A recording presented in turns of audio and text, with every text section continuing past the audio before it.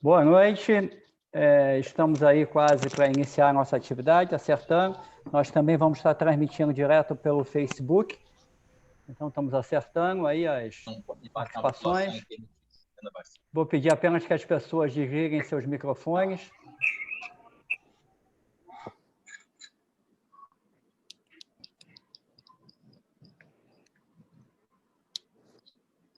Muito bem, sejam todos bem-vindos. A intenção dessa sessão é o grupo da Clinimex vai tentar trabalhar com os 4 diretores e o objetivo é falar de exercício e esporte dentro desse contexto tão complexo que a gente está vivendo e tirando dúvidas para quem teve ou para quem tem medo de ter Covid.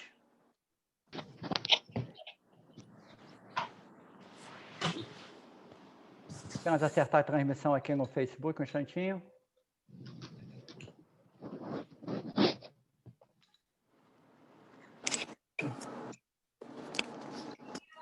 Para que todos, porque tem mais gente para que entrar do que a gente tem capacidade na sala. A sala só cabe em 100 pessoas, então a gente optou por colocar no Facebook para que quem queira assistir possa ter chance de assistir.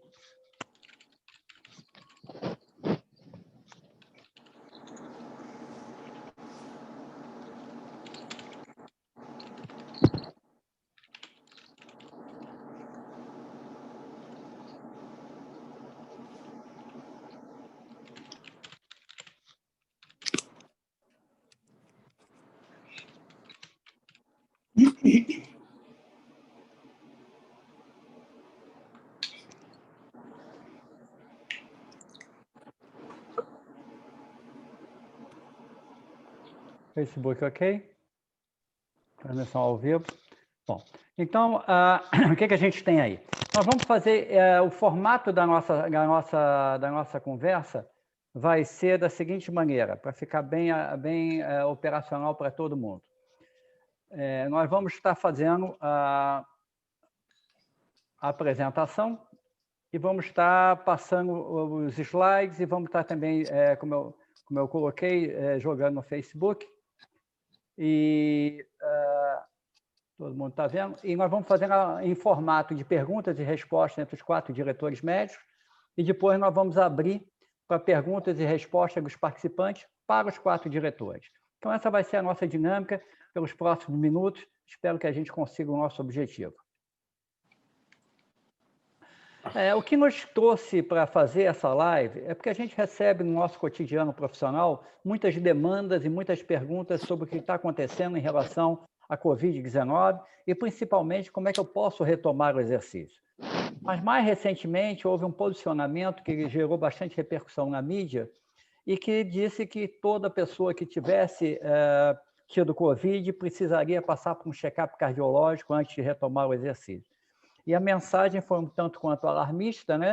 O vírus pode causar sequelas no coração e complicações podem levar à morte, avaliação e eletrocardiograma devem ser realizados, e colocou a simpática foto de um casal de idade, devidamente com máscara, talvez para sair para fazer sua caminhada.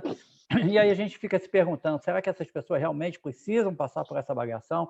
Quão arriscado é fazer o exercício nesse contexto? E aí a gente, então, vai procurar abordar essa temática para poder esclarecer as dúvidas de vocês.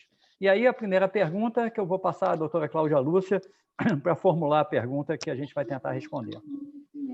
Ok, boa noite a todos, obrigada pela presença de vocês. Vamos tentar conversar um pouquinho, tentar entender melhor o que está acontecendo em relação à Covid. Então, vou começar pedindo ao Cláudio que nos mostre um pouco do panorama, uma rápida visão do que está acontecendo em relação à Covid no mundo, no Brasil, na nossa cidade. Cuidado com o que eu desejo. Bom, não há nenhuma dúvida, eu acho que ninguém que está nos assistindo teve chance de vivenciar algo parecido, né? No ano de 2020 foi um ano muito diferente. Começou no início do ano com informações vindas da China e nós nos deparamos com um contexto de pandemia nunca antes percebido, o mundo inteiro afetado, pouquíssimos lugares pouco afetados, muitos muito afetados. Isso mudou todo o dinamismo, né? Infelizmente, muita gente perdeu amigos, familiares, conhecidos, colegas de trabalho.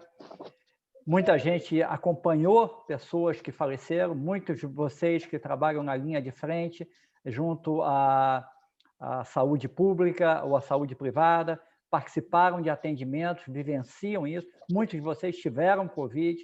Felizmente, a grande maioria teve cursos brandos, mas isso não aconteceu com todos, né? Então, alguns talvez tenham tido um curso mais complicado, e a gente torce para que as pessoas possam, vamos dizer assim, não sofrer tanto, né? Não tenham sofrido tanto com esse contexto, e eu acho que isso é importante que a gente possa avançar. Então, dentro desse cenário, o que a gente tem? A gente pode dizer que o quadro clínico da Covid-19 ele pode passar com diferentes formatos. Muita gente é assintomática, nem sabe que teve. Vários têm sintomas leves. Alguns têm sintomas leves a moderados. Alguns poucos têm sintomas moderados. Muito poucos têm sintomas moderados a severos. Infelizmente, alguns passam sintomas muito severos, com hospitalização, intubação e, infelizmente, uma parcela vem a morrer. Esse é o cenário que a gente tem da Covid, tal como a gente conhece. O contexto mundial é bastante complexo, porque nós temos cerca de 74 milhões de pessoas acometidas no mundo inteiro, mais de 1.600.000 mortos. E se você olha os dados mais recentes do Rio de Janeiro, você observa, né, atualizados hoje, nós temos só no estado do Rio de Janeiro 70,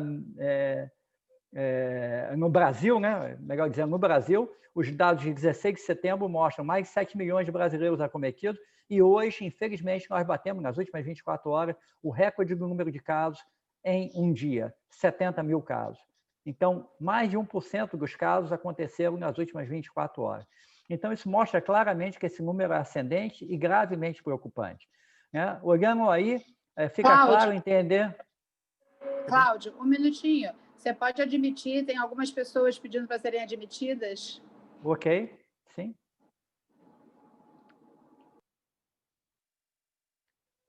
Deixa eu achar aqui o comando do admitir todos.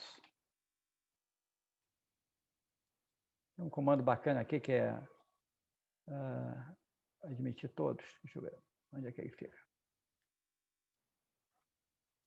Nós acabamos deixando o controle comigo, isso de uma certa maneira complica um pouco, mas ajuda, porque para efeito da...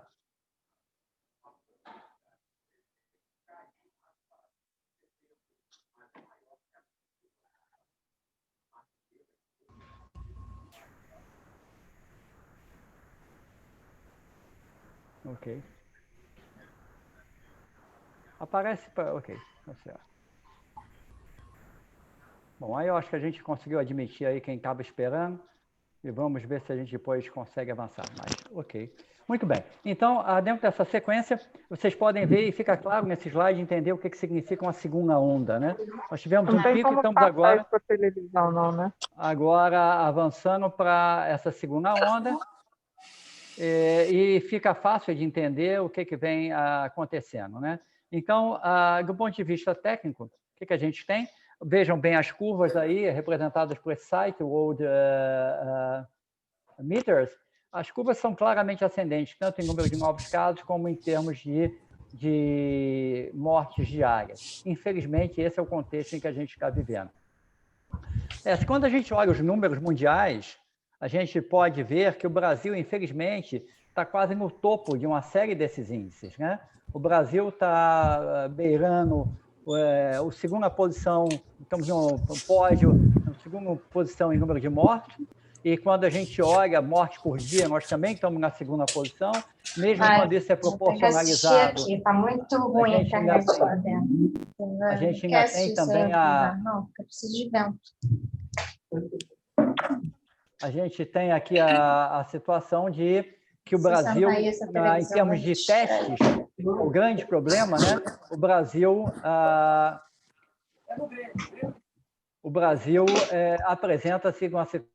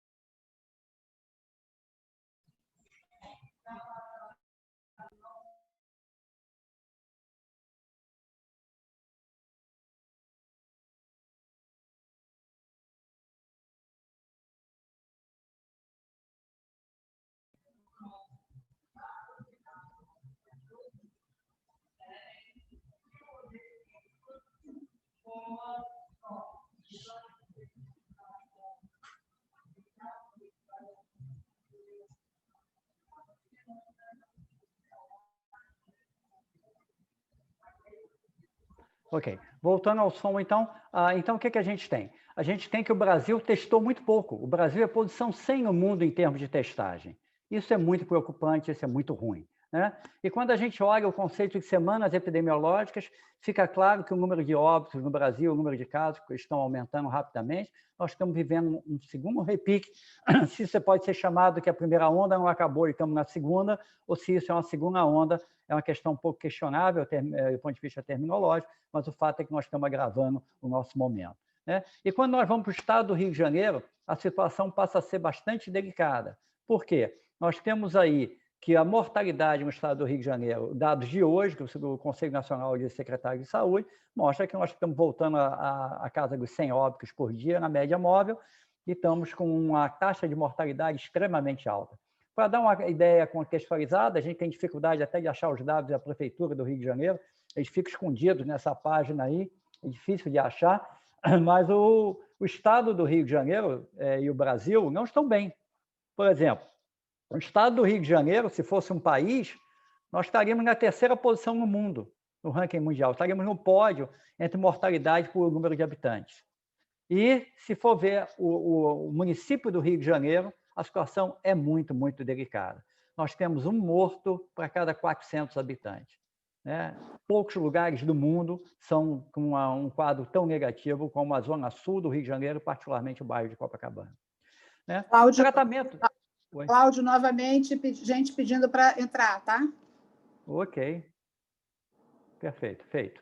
Ok, então o tratamento da Covid, a gente tem muita dificuldade, apesar de todo o avanço da medicina. Documento recente do National Institute of Health dos Estados Unidos mostra que praticamente nada se tem. Mesmo nos casos não hospitalizados, então, é menos ainda que se tem opções, nem o corticoide é usado em casos menos complexos. Então, nós temos muita dificuldade de tratar, de ter tratamentos específicos para a Covid, isso é uma grande dificuldade, né? Então, veja assim, os tratamentos do caso não hospitalizado e mesmo hospitalizado, que não necessita de suplementação de oxigênio, praticamente não se tem o que fazer, a não ser dar suporte de vida, suporte de conforto.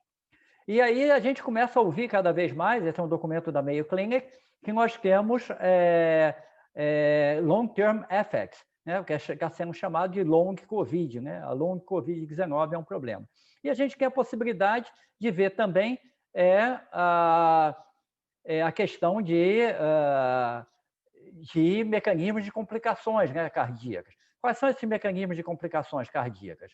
Nós temos aí várias possibilidades. Uma das que chamam mais atenção é a lesão miocárdica direta, que é chamada miocardite, né? Recentemente, a gente vive um paradoxo, né? Essa matéria do Anselmo Góes, que é um colunista famoso na cidade do Rio de Janeiro, escreve no Globo, pouco se respeita o W, né? Que é o tripé básico, né? Máscara, distanciamento físico, chamar de distanciamento social é equivocado, nós estamos agora relacionando socialmente, distanciamento físico e higienização das mãos e do rosto, né? As pessoas realmente não parecem estar respeitando isso é muito complexo no contexto da nossa cidade, já que a nossa cidade é o epicentro dessa confusão toda. Então, um breve sumário da pandemia, nós temos que a pandemia é realmente uma pandemia, não há dúvida disso. Ela é pior no Brasil e pior ainda no Rio de Janeiro. Ela é muito grave e letal em cerca de 1% dos casos. Ela pode criar complicações posteriores, chamado long COVID-19, mas não sabemos prever quem vai sair bem, mesmo sendo... eu fiz uma maratona para menos de 3 horas. Isso não me garante que eu não vou ter complicações. Os dados são provavelmente subestimados e podem ser piores. Tratamento inespecífico com resultados apenas satisfatórios. Vacinas no Brasil podem demorar muito e ser insuficientes em número de pessoas que possam ser vacinadas. Esse é um drama que nós estamos vivenciando agora. E, pior ainda, mais complicado ainda, talvez, possibilidade de reinfecção. Já temos casos, e tem até pessoas famosas na área de esporte que foram internadas com reinfecção, comprovadamente. Feita a questão da Covid, vamos ver como a gente se preparou, como é que a gente pode ter um embasamento para tentar ajudar vocês, e vamos para a pergunta número 2.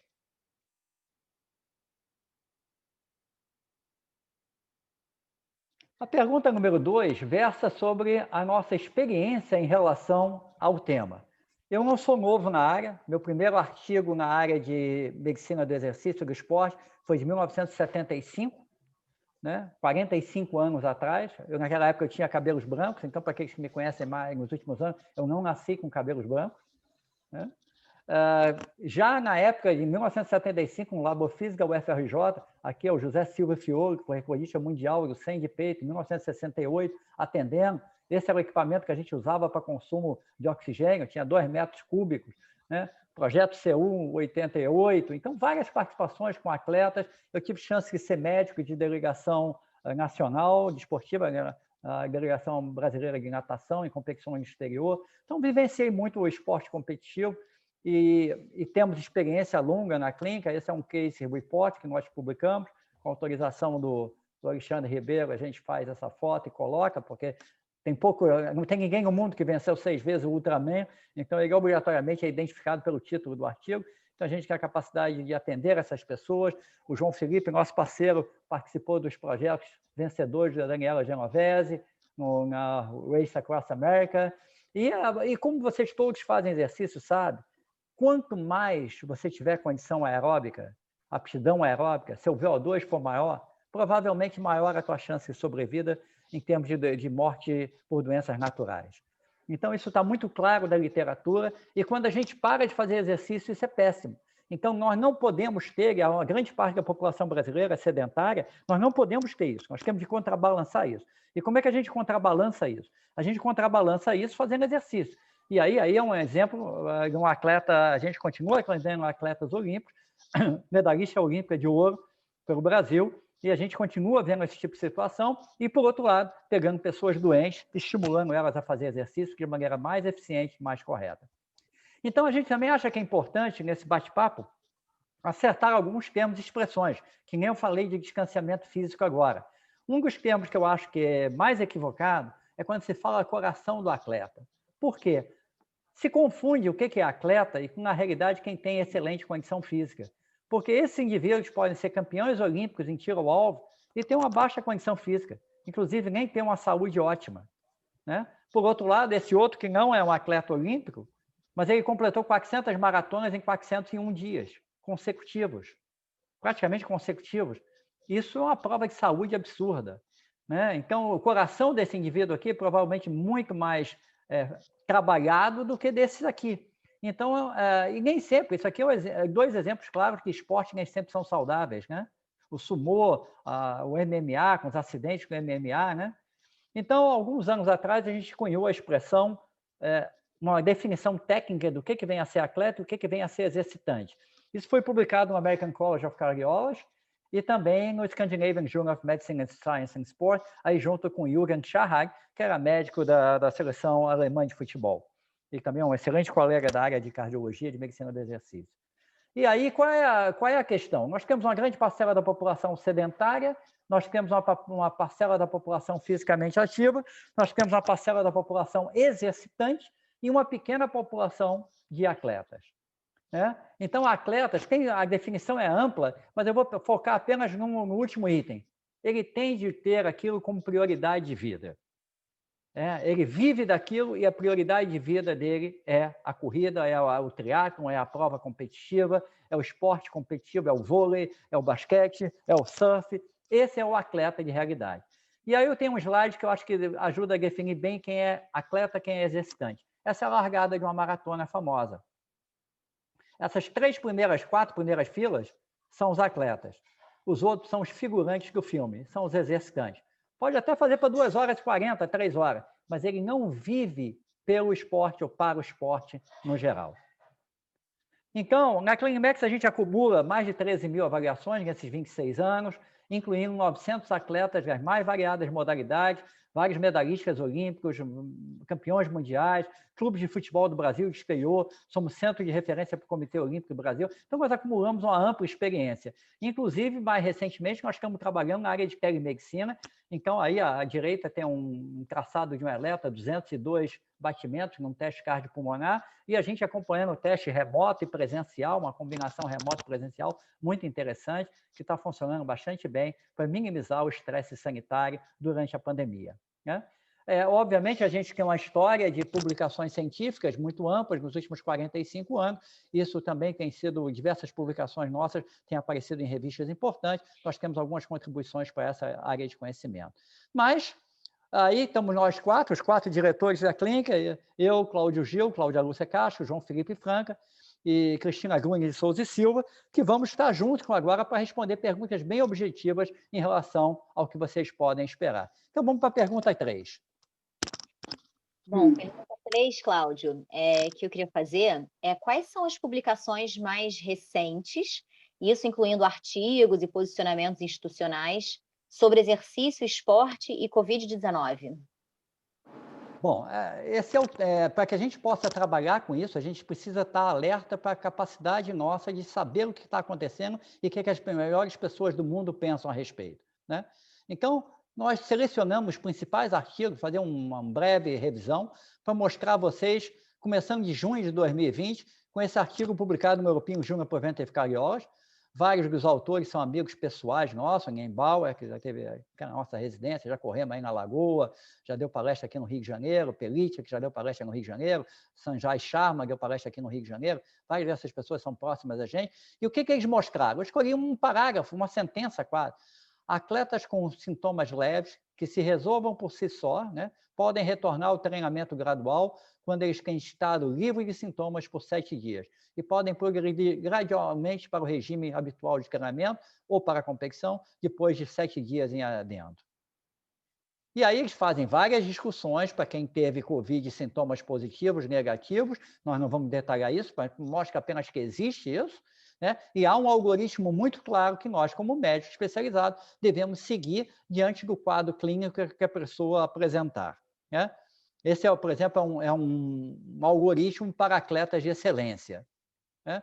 Em outubro de 2020, vários outros documentos começaram a sair, especialmente no JAMA, principal revista americana de medicina, um texto bacana do Jonathan King, que é um outro parceiro nosso, que é de Atlanta, da Emory University, Ben Levine, do Texas, que é também bastante conhecido dos brasileiros, e mostrou aí a discussão do coronavírus. O que esse paper faz? Novamente, algoritmos de decisão, aqui para atletas de high school, aqui para atletas masters e aqui para atletas competitivos, adultos de alto nível, né? Então, ele coloca claramente todo o ritual, qual é o algoritmo, e o RTP, que é o nosso alvo, Return to Play, né? O que a gente deve fazer em cada um desses casos, né? Destacando 2 parágrafos desses artigos, 3 parágrafos, né? E eu deixei no inglês versão original para não ter nenhuma interpretação da minha parte. Os atletas infectados com Covid-19, com sintomas leves, que completamente se resolvem, eles têm a possibilidade de, depois de 10 dias de auto-isolamento, eles depois de um teste positivo e do início dos sintomas, eles podem fazer estratificar o risco deles, não parece ser, de modo muito sofisticado, não parece ser uma coisa relevante. Então, eles não advogam essa estratificação em atletas competitivos com sintomas leves ou pouco autolimitados da doença. Todavia, naqueles que ficam com sintomas continuados e atletas, eles podem, realmente, eles merecem uma atenção mais especializada, né? Então, eles dizem que a opinião deles que há atletas com achados que a gente chama de zona cinzenta, e que isso pode, eventualmente, merecer uma investigação, mas sempre trabalhando o que a gente chama de shared decision making, decisão compartilhada com o atleta, com seus familiares, com seu treinador, para que isso possa evoluir da melhor maneira, né? Um outro paper muito interessante do Aaron Bagish, também outro parceiro nosso, o Aaron é da Harvard, o Aaron, inclusive, é o diretor médico da Maratona de Boston, e ele mesmo é excelente exercitante, fala das complicações da Covid nesse contexto e faz também uma série de recomendações do que pode ser feito, o que deve ser feito nesse cenário, né? Então, ele sai dizendo das limitações de cada uma dessas, do exame físico e da história, e que, eventualmente, pode ser necessário algum teste adicional, dependendo do que possa se encontrar nessa avaliação preliminar, né? Outro trabalho interessante, esse é um editorial do JAMA Cardiology, e que ele diz que vai dar boas recomendações, e eu recomendo a leitura para quem quiser mais detalhes. Esse é um excelente texto, e quem tiver interesse e não tiver acesso, pode nos pedir que a gente encaminha esse artigo, né? Mas ele fala várias coisas e diz, chama a atenção que nós não temos muita experiência com pessoas saudáveis, com atletas saudáveis, aparentemente saudáveis, com ressonância magnética, e que isso pode complicar uma análise pós-Covid de ressonância magnética, né? Então, eles enfatizam que aparece a recomendação para atletas com assintomático ou apenas levemente assintomático, devem seguir as recomendações do Centro de Controle para Doenças e Prevenção dos Estados Unidos, devem fazer isolamento, mas que, em princípio, podem voltar relativamente rápido para a sua prática. Em novembro de 2020, esse, para mim, é o melhor documento que existe, é o documento canadense, que é um grupo de trabalho canadense que discutiu, agora dia 25 de novembro, portanto, há 20 dias atrás. Ele faz um algoritmo muito interessante, eu vou destacar alguns pontos, e a ideia deles é sempre clear for participation.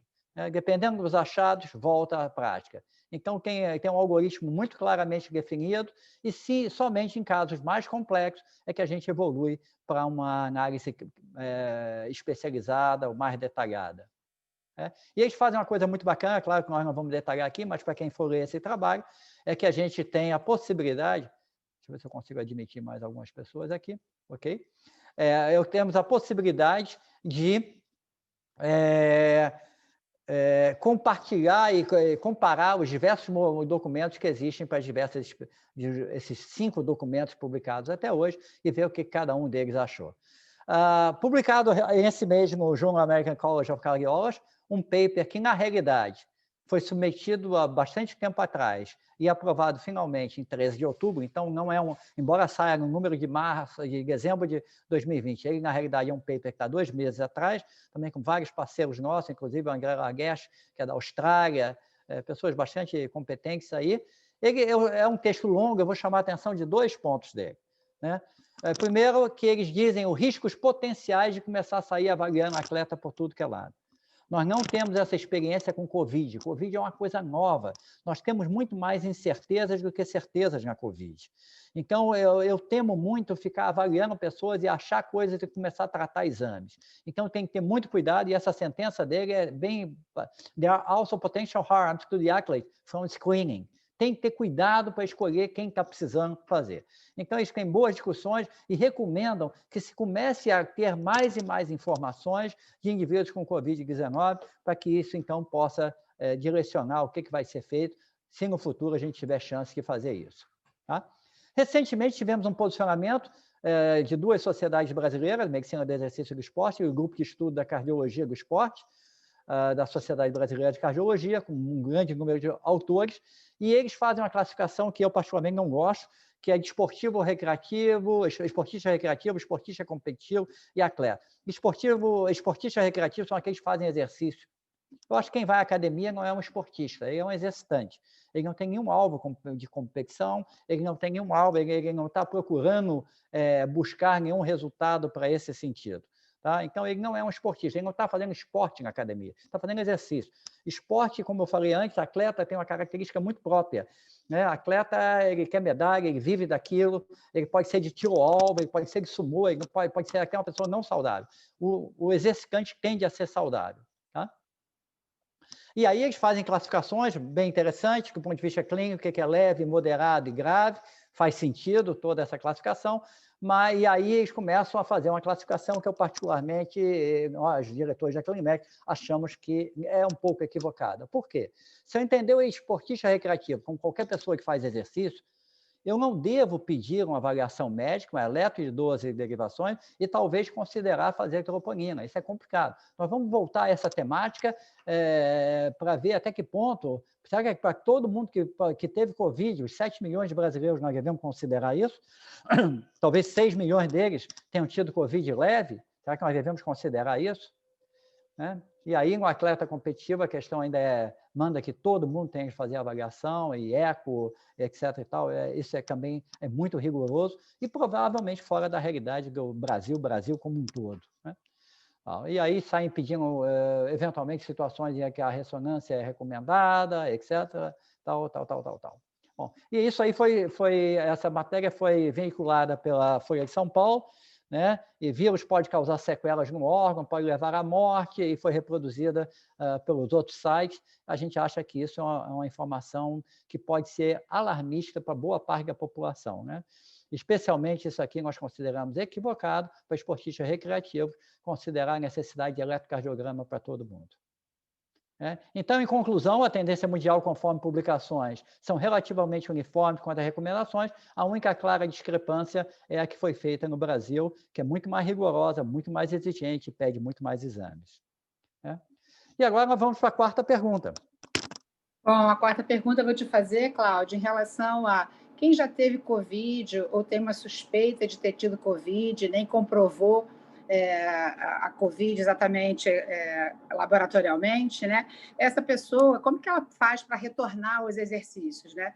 Porque a gente já está vendo aí pelos papers que você já colocou, né, que nas situações de maior gravidade, né, quando a Covid é mais complicada, parece que tem sentido, né, fazer alguma investigação, principalmente se esse indivíduo pós-Covid apresentar sintomas cardíacos, né, sintomas de possível comprometimento e injúria cardíaca. Mas no caso da Covid leve, a pessoa tem um quadro leve, às vezes nem chegou a ir ao hospital, nem chegou a fazer exame, mas, né, pelos seus contactantes parece que teve Covid e ela quer retornar à sua atividade física, como que a gente deve proceder? Essa é a realidade, isso é muito importante, essa pergunta, né, Cláudia? Porque se você sabe que tem 7 milhões de brasileiros infectados e a taxa de letalidade no Brasil é 3,5, e a gente sabe que deveria ser 1, é fácil, por aritmética, imaginar que pelo menos 3,5 vezes nós temos mais de infectados. Então, pelo menos 25 milhões de brasileiros já devem ter sido infectados, ou 10% da nossa população, no mínimo. Então, essas pessoas vão ficar sedentárias? Qual é o risco de vida iminente que elas estão correndo? Então, a gente tem que dar uma diretriz, a gente tem que dar uma orientação para essas pessoas, né? Então, quais são as nossas dicas, com base em tudo que a gente leu com a nossa vivência de 45 anos da área, voltar gradativo ao longo de semanas. Ninguém deve imaginar que vai fazer o seu personal record, seu best time, em algumas semanas pós-Covid. Isso é ilusório, isso não é correto, isso não faz sentido nenhum do ponto de vista fisiológico e muito menos do ponto de vista clínico. Quanto mais severa for a Covid, mais lenta e mais tardia a volta ao volume e intensidade habitual. Então, se você treinava 8 horas por semana, você vai começar com muito menos que isso. Se você corria um pace de 5 minutos por quilômetro, você vai correr agora 6, 6,5, talvez até comece andando e correndo na primeira semana. E, particularmente, é muito importante, eu acho, vou deixar essa dica aí para vocês, ouvir e ler o corpo. Quase todo exercitante tem monitor de frequência cardíaca. Sua frequência cardíaca de repouso está igual ao habitual? Está o quê? Mais rápida? Está 20 batimentos mais rápido? Você não está bem. Está 5, 10 batimentos mais rápido? Você está fora de forma e ainda tem algum descondicionamento e, quiçá, algum sinal de doença. Então, aí era o treinamento. Aí eu corria para 5 minutos por quilômetro a 140 de pulso. Pô, agora eu estou correndo a 6,5 com 140 de pulso. É o 6,5, talvez já esteja até forte para você nessa fase inicial. Baixe pelo menos 20 batimentos no início, aquilo que você está tendo de pulso, que você costumava ter de pulso para o seu treinamento. O Skuteborg, aquela escala de 0 a 10, se você está acostumado a usar. E, principalmente, preste atenção a sintomas, com fadiga mais intensa e mais prolongada. Pô, estou dormindo mal, não estou acordando, acordo cansado, pô, qualquer coisa me cansa, subo um lance de escada, fico cansado. Isso não é para ser assim. Especialmente se a cada dia você deverá estar melhorando. Se você piorar, isso é um mau sinal. Então, é importante que você esteja melhorando e não piorando. Tá? Alerta, então, para pioras ou novos sinais e sintomas. E aí, para nós médicos, existe uma tabela naquele artigo canadense que a gente vai checar vários itens para ver se esses itens estão sendo confirmados ou não, para que a gente demande algum grau de atenção. Você tem palpitações que você não tinha, está sentindo falta de ar, tem dor no peito, tem desconforto nas costas, está sentindo muita tonteira, desmaiou, tudo isso merece atenção. É importante a gente trabalhar nessa forma. Então, com todos esses sinais, a gente pode, então, pensar agora, na dúvida, não tem dúvida, busque orientação qualificada. Nada melhor do que poder sanar suas dúvidas. E é esse, inclusive, o objetivo que nós estamos tendo aqui hoje. Vale a pena destacar esse slide, que é da área de geriatria, porque cada vez que você tem uma doença, você vai envelhecendo, você vai perdendo massa muscular. Mas quando você tem uma doença aguda, como a Covid, essa queda é dramática, acontece em dias. E muitas vezes você demora meses para recuperar. Então, a recuperação tende a ser sempre mais lenta e, por vezes, incompleta, diante de tudo que você pode ter para você ter a sua recuperação, a sua curva adequada de condição muscular. Né? E há documentos, esse é um documento excelente, já de alguns meses, que mostra como é que a gente deve tratar o indivíduo que teve Covid, que teve Covid complicada, quais são as estratégias, que tipo de treinamento respiratório nós vamos fazer, que tipo de treinamento muscular nós vamos fazer, que tipo de treinamento aeróbico, que tipo de equilíbrio, todas as condições que nós vamos tratar, como é que nós vamos tratar a flexibilidade dele, está tudo, muito está escrito nesse documento, o British Journal of Sports Medicine. Né? E aí, aquela ilustração que quanto melhor a sua condição física, a gente não pode perder. Então, temos de voltar com segurança. Se foi complicado, ouça seu corpo, procure orientação adequada se isso for necessário. Né? E agora eu vou fazer uma pergunta para o João Felipe. João Felipe, e afinal, é preciso ou não fazer o eletrocardiograma de 12 derivações, eletrocardiograma de repouso? Né? Até que ponto o eletro do atleta já tende a ser alterado, né? O eletro de quem faz exercício por muitos anos, né? O que a gente chama lifelong exercise, já tende a ser alterado. O que você nos diz aí sobre o eletrocardiograma de repouso? Então, o eletrocardiograma de repouso está indicado para indivíduos acima de 40 anos de idade, né? Apenas para ter um dado de referência, assim, porque o eletro, quem faz muito exercício, ele por si só já mostra alterações, né? Alterações que a gente entende que são fisiológicas do treinamento. E essas alterações, elas podem se confundir com alterações patológicas também, de doença. Então, a gente tem que entender o contexto do indivíduo, né? O grau de treinamento que ele tem, há quanto tempo ele treina, para interpretar direito esse eletro, para não entender que é uma doença, quando, na verdade, não há doença. Mas o eletro é indicado para exercitantes e atletas em geral, mas a partir dos 40 anos de idade, né? A gente tem mais chance de ter doença coronariana. Seria um exame simples, de baixo custo, que estaria envolvido aí na avaliação pré-participação. Acho que não é obrigatório, mas é recomendado. E no Principalmente pós-Covid, você acha que para voltar seria necessário fazer... eu já fiz eu fui lá alguns meses atrás na Clinimex, fiz minha avaliação, fui em outro lugar, fiz minha avaliação, teve um eletro e tal, e agora, eu descobri que eu tive Covid, nem senti nada, há 3 semanas atrás que eu descobri que eu tinha um IgG positivo, preciso fazer um eletro para voltar a fazer exercício? Não precisa fazer o eletro, a não ser que você tenha algum sintoma.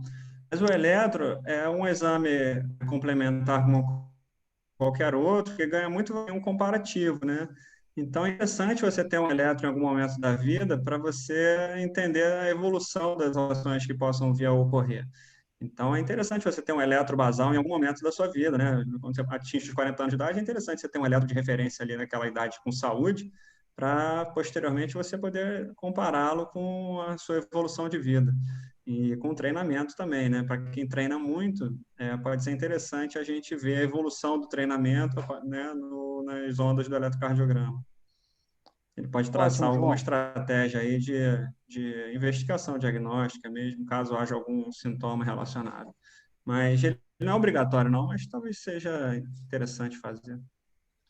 Eu vou passar para a pergunta seguinte, eu vou perguntar à nossa colega Cristina Grunhe Souza Silva, que fez mestrado com a gente, fez doutorado, ficou um tempo em Stanford. A Cristina, inclusive, faz maratona também.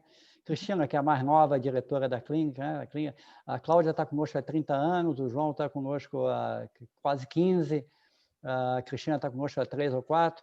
Cristina, conta para a gente aí, como é que a gente trabalha essa questão dos exames de imagem? Vale a pena pedir a ressonância o mais indicado? Começa por um eco, todo mundo tem que fazer ressonância, já podemos agendar semana que vem para todos que tiveram Covid. Será que a gente vai correr o risco, mesmo que tivesse equipamento para todo mundo, de ficar achando coisas que não devíamos achar? Então, Cláudio, boa noite a todos, né? Então, essa pergunta é uma pergunta difícil, não é fácil, né? A gente não sabe, a gente não tem dados suficientes para a gente ser bem preciso nessas indicações dos exames de imagem. Então, quando a gente, né, como tem pessoas que não são médicas aqui nessa nossa live, quando a gente fala de exame de imagem, A gente está falando de exames como o ecocardiograma e a ressonância magnética cardíaca, né? São 2 exemplos. E mesmo a ressonância, que tem uma boa acurácia para o diagnóstico de doenças cardiovasculares, doenças do coração, e a miocardite é uma delas, né? Uma doença, inclusive, que a gente está muito preocupado do pós-Covid, elas são importantes, elas têm uma boa acurácia quando a gente tem suspeita para esse tipo de doença. Então, a ressonância, por exemplo, eu quero fazer o diagnóstico de miocardite, eu estou com suspeita em uma pessoa sintomática, né, uma pessoa que apresentou um quadro clínico disso, é muito importante que eu faça esse tipo de exame de imagem, né? Falando especificamente, então, até da ressonância. Mas quando a gente aplica esses exames de imagem para pessoas que não têm sintomas, a gente pode ter uma grande dificuldade em interpretar boa parte dos achados, né? Isso porque, muitas vezes, os achados podem ser sutis, eles podem aparecer um achado até que a gente chama de borderline, né? Não tão característico. E não só isso, vários desses achados eles podem se confundir da mesma forma como o João Felipe falou em relação ao eletro, mas com alterações que são fisiológicas e induzidas pelo exercício, né? E não necessariamente seriam alterações provocadas pelo Covid-19. E mais ainda, a gente ainda não tem resultado, qual é o prognóstico, o que essas alterações significam a longo prazo. Nós não sabemos ainda essas informações, tá?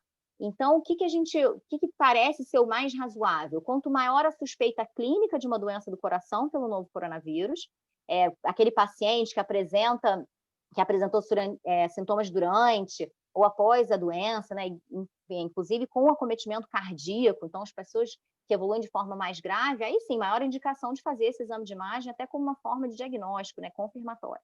Mas quanto menor a suspeita clínica, então, em pacientes assintomáticos ou que têm sintomas leves, a gente tem menos conhecimento em relação a como usar as informações trazidas por esse exame de imagem. Então, às vezes, eles podem mais confundir do que, de fato, ajudar na nossa tomada de decisão, Cláudio.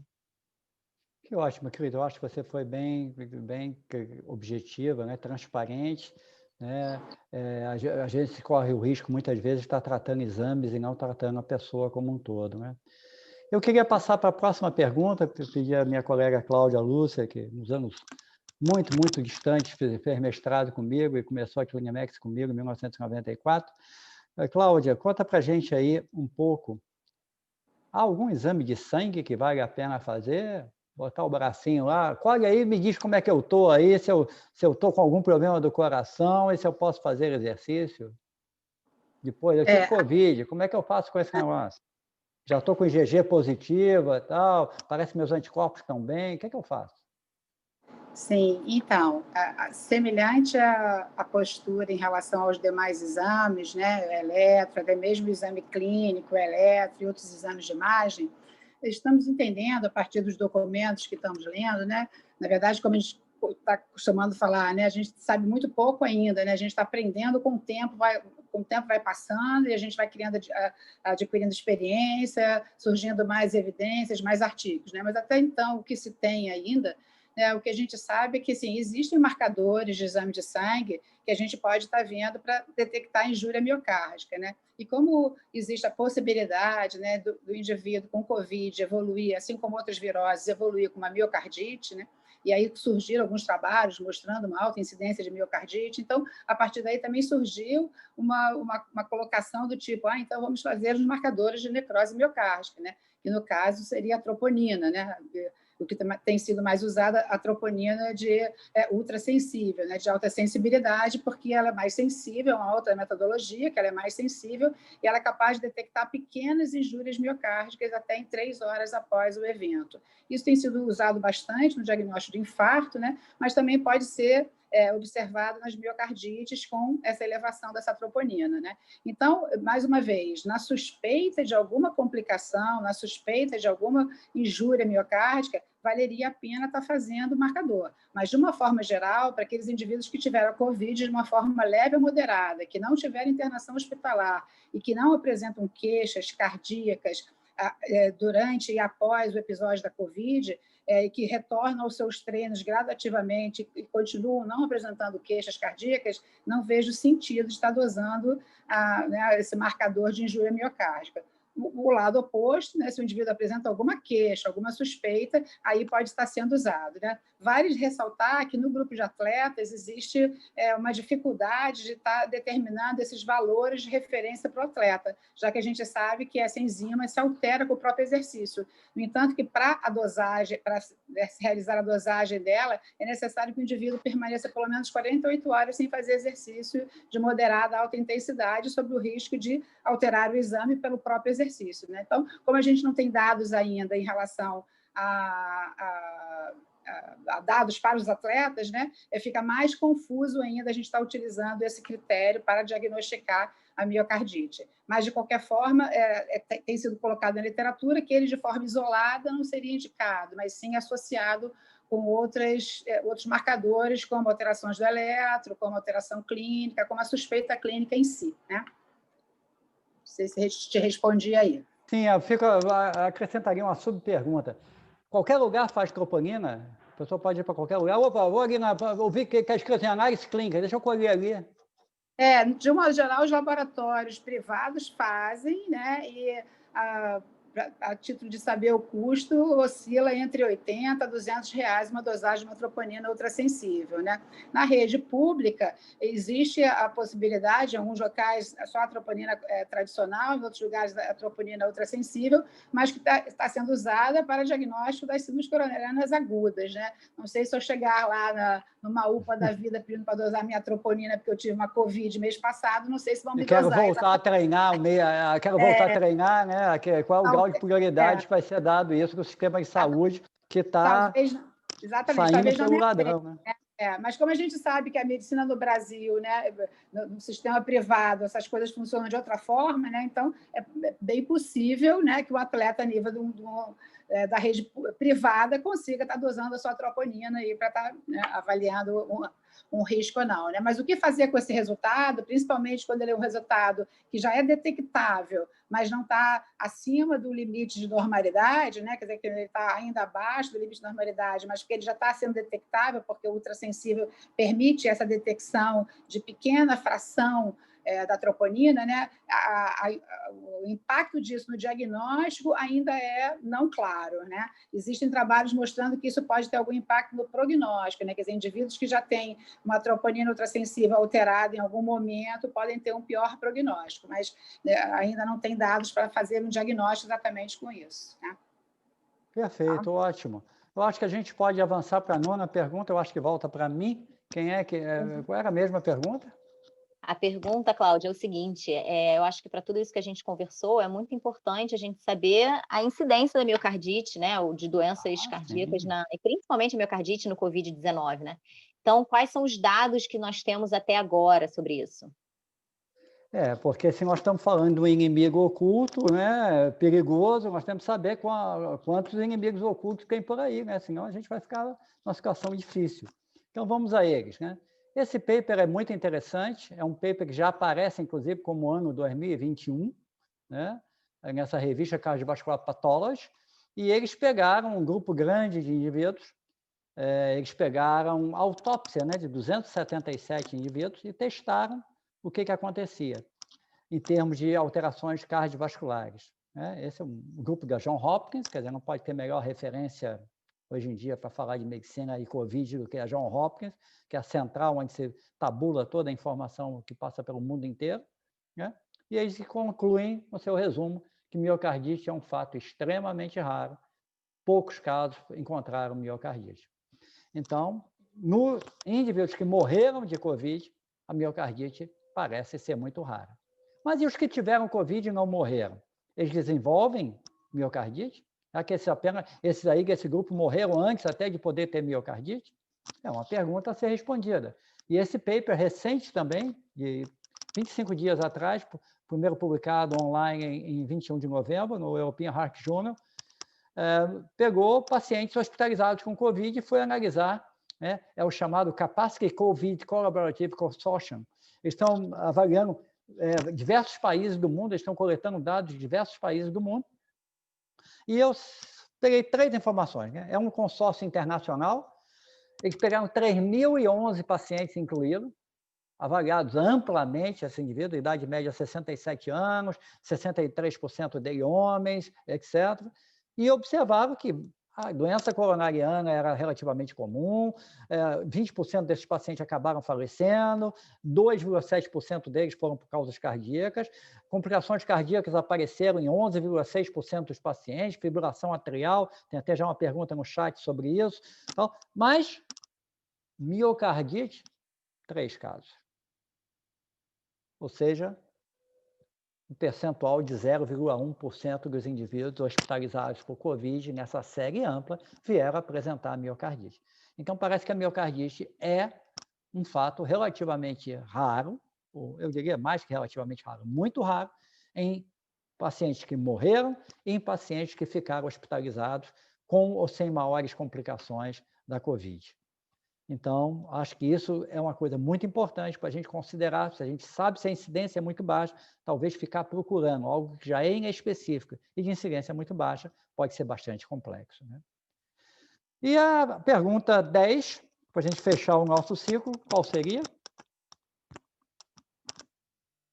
Na verdade, a pergunta 10, então, seria quais seriam as dicas práticas que devemos deixar para quem está nos assistindo, então, né? Como conduzir, né? E depois a gente tem algumas perguntas aqui, eu já estou selecionando, principalmente, vamos dar preferência para as perguntas que estão mais relacionadas ao tema exercício, tá? Mas primeiro responde aí, Cláudio, quais seriam as dicas práticas que a gente deve deixar para quem está nos assistindo?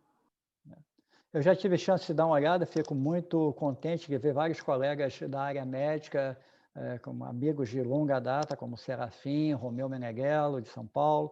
É bom vê-los aí, já vi fazendo perguntas, ótimo vê-los aí, vários treinadores, vários pacientes, várias pessoas que a gente conhece, né?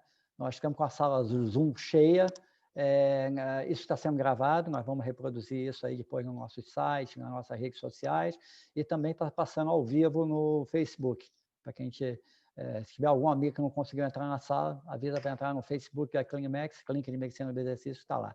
Mas respondendo a pergunta, eu selecionei 4 tipos de conclusões. Primeira, a adoção ampla e universal de medidas sanitárias são fundamentais para o controle das caixas de infecção e de transmissão da Covid-19. Levem isso realmente o mais a sério possível. Quanto mais nós levarmos isso a sério, vai cair aquele famoso número R e nós vamos sair melhor desse jogo.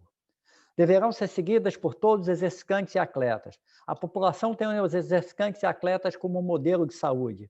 E o modelo de saúde não significa apenas estar bem fisicamente ou mentalmente. É ter bom estilo de vida, é transmitir isso para seus filhos, para os seus descendentes, para os seus parentes, seus familiares, seus amigos, no seu meio de trabalho. Então é importante isso. Mesmo aqueles que já tiveram Covid devem continuar seguindo essas medidas, porque a gente não sabe exatamente como essa reinfecção pode acontecer e qual a complexidade dela. Para a grande maioria dos casos de Covid-19 positivo, não se deve esperar sequelas cardíacas relevantes. Elas tendem a ser incomuns e tendem a ter um curso benigno. Esse é o que mostram os estudos mais recentes, como nós levantamos agora 2 estudos bastante representativos em revistas top de linha. Para aqueles que cursaram assintomáticos ou tiveram sintomas leves, após 1 a 2 semanas sem sintomas, o retorno gradativo ao padrão habitual de exercício parece ser bastante seguro e não requer avaliação médica específica, especialmente se nós considerarmos o Brasil como um todo. Eu não posso estar focado no que acontece na orla do Leblon. Eu não posso ficar focado com o que acontece na elite de São Paulo, que eventualmente se reúne no Parque Ibirapuera. Eu tenho que pensar Brasil. Brasil, nós temos muita dificuldade, especialmente em todos os lugares nesse momento, nós temos enorme dificuldade com todo o sistema de saúde. Quando pessoas estão esperando vagas para UTI, você ficar preocupado se já pode correr mais forte ou mais fraco, talvez não seja a prioridade para estar drenando recursos que o sistema de saúde nesse momento. Continua sendo muito mais perigoso e danoso à saúde ficar sedentário do que se exercitar ou praticar esportes regularmente. E, por último, casos mais complexos, e sempre vão existir casos mais complexos, e a Covid não vai fugir ao modelo. Nós estamos atendendo vários pacientes com meses de comprometimento de Covid, porque nós somos um centro de referência, então os casos mais complexos tendem a drenar para nós. Não é que a maioria das pessoas tem um caso complexo. Volto a insistir, a maioria das pessoas vão evoluir muito bem. O ideal é não pegar a Covid, mas se teve e evoluiu bem, sorte, que bom, porque nós não sabemos exatamente quem vai pegar e vai evoluir mal. Provavelmente a predisposição genética, a obesidade interfere, a diabetes interfere, mas tem morrido gente relativamente saudável e jovem. Então, não podemos bobear com a Covid. Mas os casos mais complexos, a doença em forma mais grave ou mais prolongada, e exercitantes e atletas que têm alta demanda aeróbica, ou planos muito próximos, eu quero já correr em janeiro ou fevereiro uma competição, qualquer que seja ela, podem se beneficiar de orientação qualificada e especializada. E o que eu quero dizer com isso? Não pode ir, muitas vezes, ou talvez não se beneficie de ir somente ao seu clínico, porque muitas dessas alterações ou orientações para esse retorno gradativo ao exercício, precisa conhecer medicina do exercício, precisa conhecer fisiologia do exercício, precisa conhecer outras temáticas que provavelmente nem sempre o médico que não trabalha na área tem condições de fazer, ou que muitas vezes também foge ao expertise do treinador, ou daquele profissional de educação física, ou profissional de fisioterapia. Então, tem dúvida, quem pode, busca orientação, né? E muitas vezes essa orientação pode ser obtida com qualidade e com prontidão. Né? E aí, volto a lamentar o que aconteceu. Eu acho que assim a gente conseguiu separar o joio do trigo. Nós não estamos minimizando a pandemia da Covid-19, não estamos minimizando o risco da Covid-19, mas o que a gente acha é que essa sentença, vírus pode causar sequelas no coração e complicações podem levar à morte, quando isso é extremamente raro, não deve ser a matéria de capa de um jornal como o Estadão, e muito menos trazida e amplamente divulgada. Eu acho que a gente tem que fazer uma contra-informação, o assunto é sério, mas não podemos ter uma notícia alarmista que possa levar esse simpático casal, que talvez esteja se protegendo tão bem, a deixar de fazer exercício e ficar sedentário. Porque se ele ficar sedentário, ele provavelmente pode fazer exercício em casa, tem N opções para isso. Mesmo? Não precisa aglomerar, tem N opções para fazer exercício em segurança. Mas não deve ficar sedentário. Esse eu acho que é o grande mote que a gente deve passar. E agora eu acho que a gente tem que partir, né, já falamos por volta de 55 minutos, para tentar tirar algumas dúvidas dos participantes e abrir aí para a nossa conversa. Né? Ok, então já selecionei aqui, Cláudio, tá? Então, como eu falei, eu estou selecionando as perguntas mais direcionadas ao tema exercício. Então, Antônio Alves pergunta aqui: há alguma informação sobre possibilidade concreta de se contrair o Covid-19 em atividades tais como natação em águas abertas, piscinas ou na faixa de areia das praias? Eu acho que a gente pode responder, o João Felipe também pode falar, quanto mais ao ar livre, menor a chance. Não existe risco zero. Né? Então, aí é sempre uma decisão compartilhada. Se eu vou sair de casa para fazer exercício, o meu risco é diferente que estar dentro de casa com aquele ambiente garantido. Né? Se eu sair do meu casulo, eu já estou me expondo. Eu vou andar em elevador, eu vou encontrar alguém para atravessar a rua, sei lá. Dependendo da modalidade que você for fazer, você pode ter mais ou menos. Né? Sempre levar sua máscara, aí você não vai nadar, obviamente, de máscara, mas distanciamento físico, evitar a proximidade com alguém. Isso é fundamental, né? Porque você vai diminuir sempre a chance de ter. Mas eu acho que o amigo não teve, o fulano não teve. É uma opção, mas não é uma opção zerada. Eu acho que isso a gente tem que deixar bem claro, bem tranquilo. Mas natação em água aberta, menos risco. Natação em piscina, mais risco. Atendi a semana passada um cliente que aparentemente pegou uma piscina. Mas foi dentro d'água? Não, mas pode ter sido no vestiário, pode ter sido descendo, pode ter sido na hora que ele tocou na borda e subiu, sei lá por onde, então, ou passou na roleta do local. Então, é muito complicado a gente controlar tudo. E ainda se sabe pouco do vírus, né? Então, na faixa de areia da praia, dependendo, qual é a quantidade de pessoas por metro quadrado? Quem são essas pessoas? As pessoas estão de máscara? Então, se você caminha na praia, todo mundo de máscara espaçado, a chance é realmente muito pequena. Tá?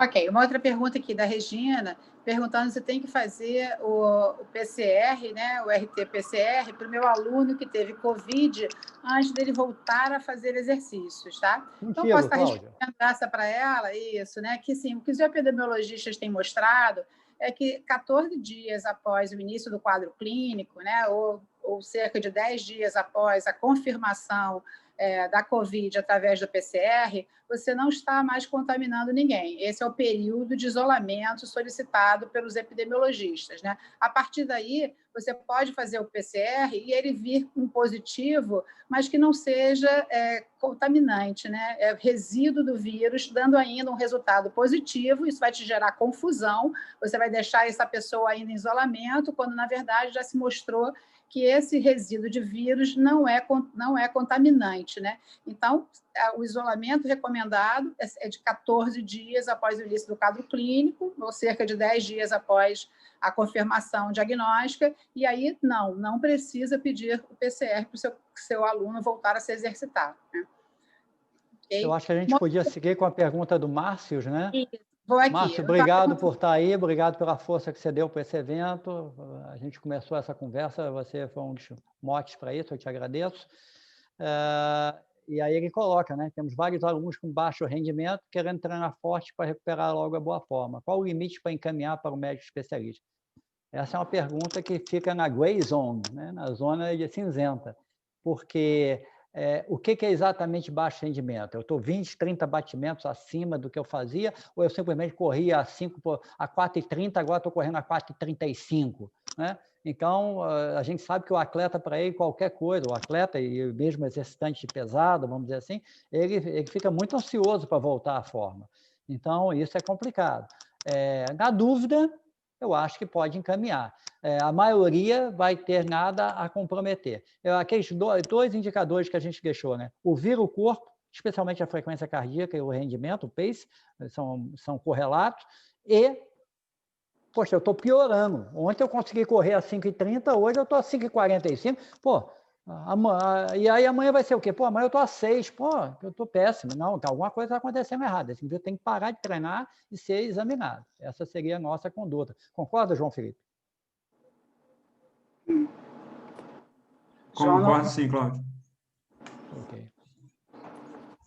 Tem um caso aqui interessante, né, Cristina? Você quer comentar com esse dedímero elevado que a Diva Maria coloca para a gente? A Diva coloca depois mais embaixo, acho que é a complementação dessa história, né? Que é o dedímero elevado, mais do que 3.000, no 28º dia de evolução, no caso moderado, com troponina negativa, paciente com FA paroxística e eco normal. E embaixo ela coloca que é o jogador de 19 anos que teve um colapso, não sei se é o mesmo paciente. Não, o caso do dedímero é meu paciente. Então, é aquele caso em si mesmo. Ela não juntou. Cris? Oi, estou aqui, gente. Só um minuto. Ganha um bebê. Deixa que a Cláudia responde e você cuida do bebê, dá de mamar para ele. Tá? Eu não sei exatamente qual é a pergunta, Diva. Isso aí, um caso com dedímero e tal. O que sugere isso? Sugere uma evolução arrastada e complexa. A FA paroxística é um dos principais indicadores de algo fora do normal, especialmente na pós-Covid. Esse indivíduo precisa ser muito bem avaliado antes de voltar a fazer exercício.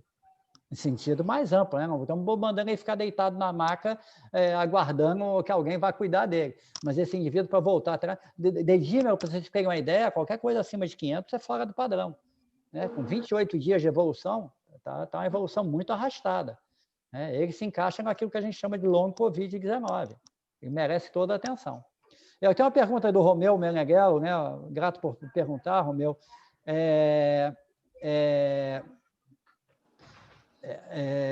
O teste ergométrico, ele tem muitas informações a trazer, mais ainda se for o cardiopulmonar. Mas nós temos duas dificuldades aí importantes. Primeiro, o cardiopulmonar, por causa do aerosol que vai gerar, etc., nós temos que ter muita certeza que esse indivíduo está pós-Covid clean, né? Que ele não está ainda transmitindo o vírus, senão isso aí alastra pelo sistema todo, prova de função pulmonar, tudo. Isso é muito complicado.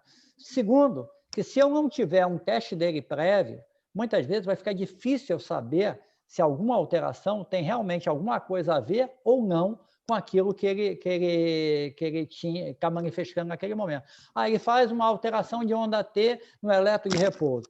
Não sei se ele tinha antes. Agora, se o indivíduo não tinha nenhuma alteração de eletro de repouso, tem um histórico de testes de esforço ergométrico, convencional, cardiopulmonar, normais, e faz um teste alterado, ele pode dar uma boa informação. Mas, volto a dizer, isso é oneroso, o sistema de saúde talvez não possa comportar. Quem tiver essa opção, pode ser uma opção interessante, a caráter eletivo.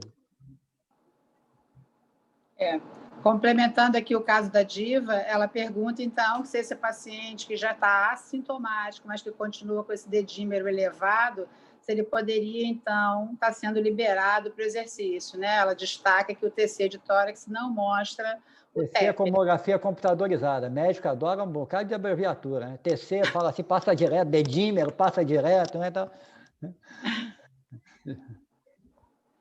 Então, Diva, esse paciente vai ter que ser visto com mais atenção, né, para tentar entender esse dedímero elevado. Mas se for apenas isso que esteja alterado e todo o resto esteja normal, né, a gente não vejo por que a gente está tentando tratar o exame. Mas eu diria que não é normal uma pessoa ter um dedímero tão alto com todo o resto normal, né? Tem que tentar entender por que esse dedímero está aumentado aí, né? E ela ainda destaca, né? Sem TEP, né? Para os leigos, tromboembolismo pulmonar, né? Que seria uma complicação grave aí do dedímero, né? Então, é um caso que certamente merece uma investigação, um acompanhamento. Esse indivíduo vai ter que postergar as provas dele, vai ter que ser avaliado com muito cuidado, vai devagarinho com a louça, vamos ver.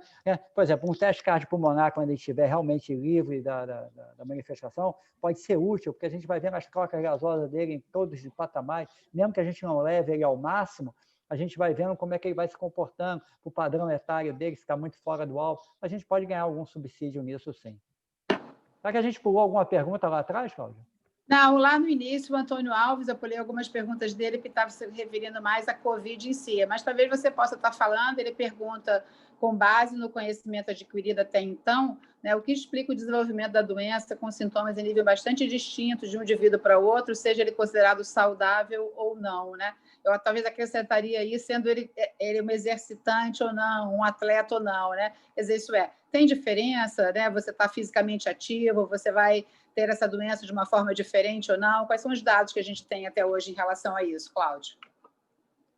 O Antônio é um cliente, praticamente amigo, que já fez várias avaliações com a gente, que gosta muito de pedalar, gosta de nadar. Antônio, a sua pergunta é extremamente pertinente, né?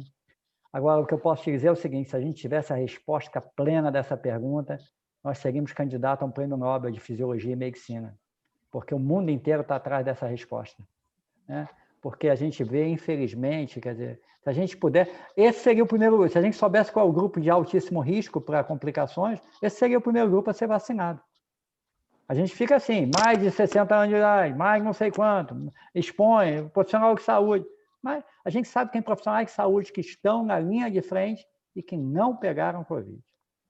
Nós temos pessoas que não saíram de casa e tiveram mínimo contato com alguma coisa, morreram de Covid. Ah, mas ele era gordo, mas o outro era magro, o outro era do sexo masculino, o outro tinha sangue do tipo A, o outro tinha não sei o quê, o outro tomava losartano, o outro não toma losartano. Aparentemente, está se começando a achar os genes que podem levar a uma predisposição de risco. Esse é um caminho muito interessante. Há um consórcio internacional olhando isso. Eu acho que esse vai ser o caminho que daqui a pouco, né? Será quanto tempo mais a gente vai ficar nesse rolo para a gente ver isso aí. Essa pergunta que entrou agora é bastante boa, João. Você quer responder? Desculpa, qual? Tem uma pergunta do Márcio aqui, ó, que observa cada dia mais que corredores não usam máscara. O que vocês acham disso? É uma pergunta do Márcio Duarte, né? Por que os corredores não estão querendo usar máscara? Eu acho que o João pode me complementar, mas eu acho que isso é equivocado. Pode ser que prejudique alguma coisa o desempenho. Meu amigo, você não está em época de grande desempenho, porque é chato, mas muita gente faz coisas chatas na vida, isso faz parte, é mais um gadget. Você usa um boné, você usa um óculos, você usa um monitor de frequência cardíaca, você usa uma máscara, né? Eu acho que, inclusive, passa uma postura de uma pessoa que leva em consideração o risco de todos que estão envolvidos, dele e dos outros. Eu acho que não há justificativa para não usar, né? Então, engatando nisso aí, Altamiro pergunta, né? Como vocês veem o uso desses gadgets para monitorar a evolução pós-Covid, pensando em treinamento? Quais sugeririam? Aí, João, contigo. Ninguém conhece mais gadget do que Altamiro. Mas Altamiro Botinho, né, nosso fisiologista de estimação, atualmente no São Paulo, né, Futebol Clube, mas até escrevemos um paper juntos, né, Aldamir? Mas eu acho que vale a pena ouvir o que a gente pensa do ponto de vista médico, né? O que o João Felipe quer dizer sobre isso, João? João? Estão me ouvindo? A minha internet está meio ruim. Vamos lá. Ok. Eu acho que o gadget pode trazer bastante informação a respeito de frequência cardíaca, de sono, frequência cardíaca de repouso e frequência cardíaca de treinamento. O pós-Covid altera muito esses dados, né? Então, quanto mais a pessoa pudesse monitorar, pode ser interessante para ela poder progredir o treinamento com mais inteligência, talvez, né? Para realmente dar um tempo para o corpo se readaptar ao treinamento. O que eu tenho visto é que a COVID depleta muito a condição física das pessoas, né? Uma doença sistêmica, que muitas vezes não abrange só um sistema do corpo. Então, abrange o sistema cardiovascular, sistema respiratório, sistema gastrointestinal. Então, dá uma depletada mesmo na energia total do corpo, em toda a imunidade. Então, aquela pessoa muito bem condicionada é que tem mais tendência a perder a condição física, né? Então, proporcionalmente ou relativamente a ela mesma. Então, realmente tem que entender bem como é que você vai sair da COVID para você retomar os seus treinamentos de um patamar bem baixo em termos de intensidade e volume, né? E crescendo muito gradativamente para justamente não se machucar, né? No meio do caminho, ou não se frustrar com a queda tão brusca da performance assim. Eu acrescentaria duas coisas. Uma dica Me fiz que eu entender? Me daria para ouviram? todo mundo. Sim, todo mundo te ouviu, João. Foi ótimo. A variabilidade da frequência cardíaca talvez seja um aspecto legal para olhar. Quem tem prática de usar algum gadget que informe variabilidade de frequência cardíaca, se verificar se essa variabilidade da frequência cardíaca mudou o patamar, tem menos parasimpático e tal, isso pode ser uma dica legal. Outra coisa que eu diria, existe um fenômeno chamado cardiovascular drift. O que é? Você começa correndo, está com 140 de pulso. Daqui a pouco está com 145, daqui a pouco está com 150, no mesmo pace, 155, 160. Esse é um fenômeno fisiológico, especialmente quando está quente e úmido. Mas se você observar que o cardiovascular drift, que antes ia até 160, agora está te levando a 180 ou 175, o teu corpo não está bem para esse exercício. É necessário que você diminua essa intensidade. Isso pode ser uma outra maneira de ouvir o teu corpo. Mas o meu pulso, eu estou correndo na esteira tal, mas agora na quinta repetição é que eu vejo que está aumentado. Isso é uma manifestação de algo que não está funcionando bem. Tá? Eu acho que... Vou complementar Claro. Vou complementar só um tiquinho aqui, Cláudia, em relação a essa questão da variabilidade da frequência cardíaca, né, que esse termo long COVID, né, é um termo que agora as pessoas já estão incorporando mais, entendendo mais, né, que é uma pequena parcela de quem tem COVID que evolui com uma cronicidade, né, com alguns sintomas crônicos, né. Agora, alguém já deve ter ouvido falar, né. Eu sei que no Facebook, por exemplo, tem um grupo que reúne as pessoas com o COVID, que tem mais de 5 mil participantes nesse grupo, né, de pessoas que tiveram a COVID e que continuam com a persistência de algum sintoma meses depois, né? E uma dessas características é da desautonomia, né? As pessoas relatando uma taquicardia inapropriada, né? Quer dizer, a frequência cardíaca elevada em repouso, né? E uma hipotensão postural, né? Caracterizando realmente uma desautonomia, né? Então, esses são sinais de alertas para que aquele indivíduo realmente não está evoluindo bem e aí ele precisa de uma atenção especializada para retomar os seus treinos, por exemplo. Né? Muitas vezes eles nem conseguem, né? Esses indivíduos com long COVID acometem também a parte muscular, e aí, entrando nisso, já vem uma pergunta aqui do Leta em relação a... Cadê? Perdi? Que era em relação à atividade, treinamento de força, né? Eu já perdi, que já entraram várias outras aqui. Não, com relação ao treinamento de força, quais as principais recomendações e como a massa muscular se comporta? Essa pergunta é ótima, André, bom tê-lo aqui. Você é uma liderança, um formador de opinião, uma pessoa com enorme experiência na área de treinamento esportivo, educador físico, muito qualificado. É muito bom tê-lo aqui. A sarcopenia é enorme quando você fica internado. Se você pega uma pessoa que ficou 10 dias na CTI, passou por uma intubação orotraqueal, etc., sarcopenia é severa, né? É um estado catabólico enorme. Esse indivíduo vai precisar reiniciar o seu trabalho muscular. Como é que a gente vai fazer isso? Vai ser uma arte. Aquele statement chamado Stanford, ele é inglês, ele é Stanford em inglês, não é Stanford americano. Ele dá muitas dicas de como fazer esse tipo de trabalho. Tá? Realmente é importante fazer. Agora, o quadro mais leve, assintomático, etc., eu acho que voltar à exigência cardíaca do trabalho de força, especialmente se você fizer para, continua, séries curtas, tal, sem ter um crossfit, uma coisa muito mais volta, que tenha um objetivo um pouco aeróbico, eu acho que o resultado é bem seguro. E aí o nosso querido Diego Páscoa, né, que foi conosco da CleanMax durante muitos anos, eu acho que a estratégia de treinamento de potência muscular, por exemplo, flexibilidade, zero de problema. Mesmo que haja risco de miocardite, provavelmente flexibilidade ninguém vai passar mal com isso. E se perde muito flexibilidade quando não se faz. Equilíbrio, por exemplo, pode ser feito. Treinamento respiratório pode ser feito. Né? O que é mais complicado mesmo é o aeróbico de intensidade maior. Né? Cristina, você está com quanto fala? A Cristina estava fora aí, mas tem uma pergunta... Você quer responder a pergunta da nossa colega médica? Isso, né? Lembra que médico sempre tem esmeraldite, né? Então, esmeraldite é uma coisa... Hoje em dia virou CRM positivo, né? Então, o médico merece uma atenção particular, né? Então, quando tem um quadro clínico. Essa colega está dizendo que já está, perdi a pergunta aqui, no 30º dia de doença, né? Que tem 30% de comprometimento pulmonar, não é isso? Cadê, né?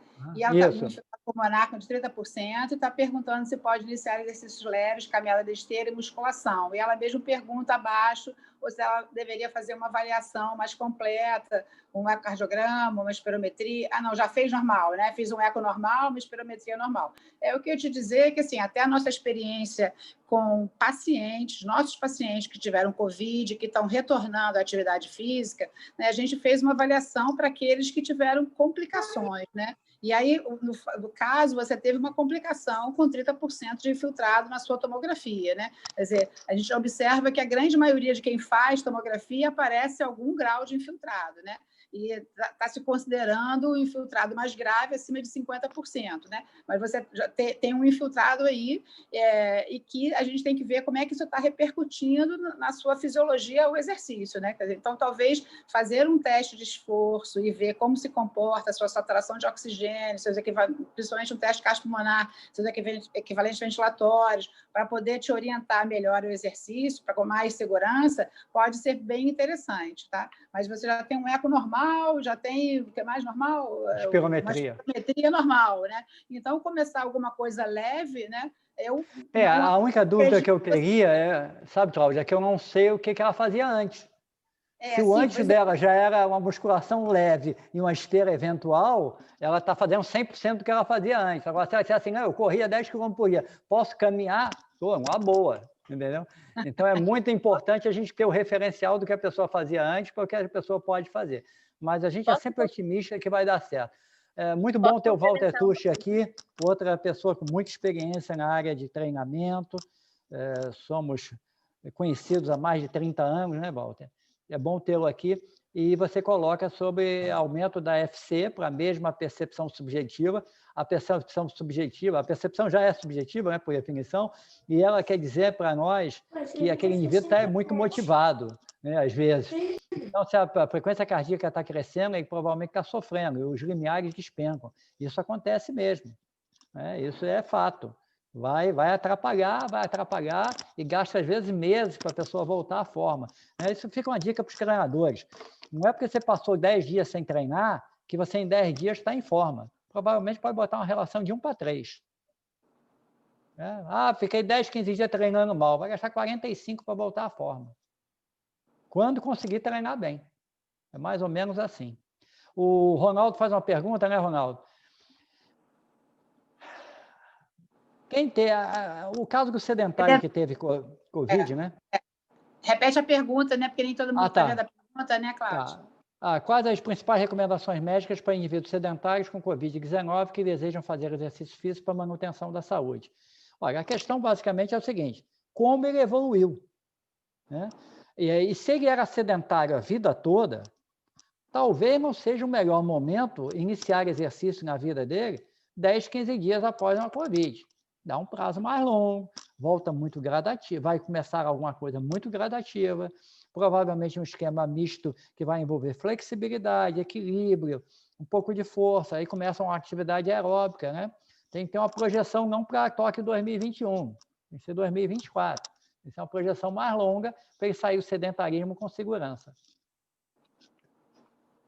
Ok, e uma última pergunta aqui, né, que já está tarde aqui, uma última pergunta em relação ao material das máscaras para a corrida, né? Se tem alguma preferencial, alguma indicação preferencial do tecido da máscara para os corredores. Não sei se o João quer falar isso. Então, desde o início a gente fala muito de máscara, né? A máscara, ela serve muito mais para você proteger os outros de você do que você dos outros, né? Então é importante que essa máscara, para quem faz exercício, seja uma máscara fina, leve, para as suas gotículas não ficarem espalhadas pelo ar, né? Então, assim, a máscara tem a fundamentação dela para proteger você, os outros de você, né? Você está botando um escudo ali para que os outros não recebam as suas gotículas. É claro que ela tem algum poder de filtração da poluição e tal, né? Mas, assim, a finalidade dela é muito mais para proteger os outros de você, né? A gente encontrou algum anteparo ali em silicone que a gente coloca entre a face e a máscara, que ajuda muito na troca de calor, né? A nossa expiração, ela sai com muito calor. E o grande problema da máscara ali é essa dissipação do calor que a gente produz quando faz exercício, que a gente produz muito calor, né, expirando o ar sai muito quente da gente. Então, essa regulação térmica que é muito difícil mesmo. Então, a gente precisa, na verdade, de um tecido fino e que, se possível, tenha algum espaçamento entre a face e a máscara, né? Para manter justamente a finalidade que a máscara tem de proteger os outros de você, né? Então, o uso coletivo é que faz sentido. O uso individual talvez nem faça tanto sentido assim, mas o uso coletivo. E como o Cláudio falou, que eu venho sempre falando, é uma questão comportamental mesmo também, né? Quando um usa, o outro usa. Quando um não usa, o outro acaba se sentindo no direito de não usar também. Então, a gente tem que criar consciência, na verdade, de proteger os outros da gente mesmo, né? Sabe-se lá se a gente está transmitindo esse vírus ou não. Então, a gente tem que, na verdade, proteger os outros de pegar um possível vírus da gente mesmo. Eu queria, para terminar, agradecer a participação de todos. Espero que a gente tenha alcançado o objetivo. Eu fico muito grato agora, eu botei um gallery review aqui. Estou vendo meu amigo Joasmar, do Rio Grande do Norte. Estou vendo aqui a minha colega direta, Ana Lia, nossa radiologista de estimação, né? Colega de UFRJ, formamos muito próximos. Vejo o Daniel Krieger, que eu tive o prazer de trabalhar com ele na dissertação de mestrado dele. Vejo muita gente conhecida aqui, foi muito bom tê-los todos aqui e esperamos ter alcançado o nosso objetivo, né? Quem sabe, qualquer coisa que nós pudermos ajudar, né? Primeiro, chamar a atenção para a complexidade, mas com a postura otimista. A grande maioria das pessoas vai evoluir bem, nós vamos dar certo, nós vamos sair dessa e nós vamos estar bem. Agora, quem não teve, quem está precisando de alguma coisa, busca orientação especializada. Não fique na dúvida, não exagere. É melhor ser prudente. Eu, no meu internato em medicina, nos anos 70, eu aprendi uma coisa muito interessante no Canadá. Você sempre pode interromper um teste de esforço se você tiver alguma dúvida. Mas se você continuar quando você deveria ter parado, talvez você não tenha chance de repetir. Então, não é hora de bater recorde, não é hora de tentar o melhor desempenho da vida. Vamos devagar, vamos tentar nos manter fisicamente ativos, saudáveis, com cabeça boa, para que a gente possa todos sobrevivermos bem a essa pandemia. Tá? Foi muito bom vê-los todos e espero que tenhamos sido bem-sucedidos e que a gente tenha alcançado os nossos objetivos e que vocês possam propagar essas informações para todos. Deixo meu agradecimento especial aí ao Márcio, que me ajudou a tocar esse assunto para frente. Márcio, foi muito bom que você tenha nos ajudado, e aos outros líderes aí da área de treinamento, Walter Tucci, André Leta e várias outras pessoas, foi muito bom tê-los aí, Márcio Puga, e vários outros. Um grande abraço, estamos fechando e até qualquer hora. Então tá, gente, mais uma vez, então, muito obrigada a todos, né? E até a próxima, né?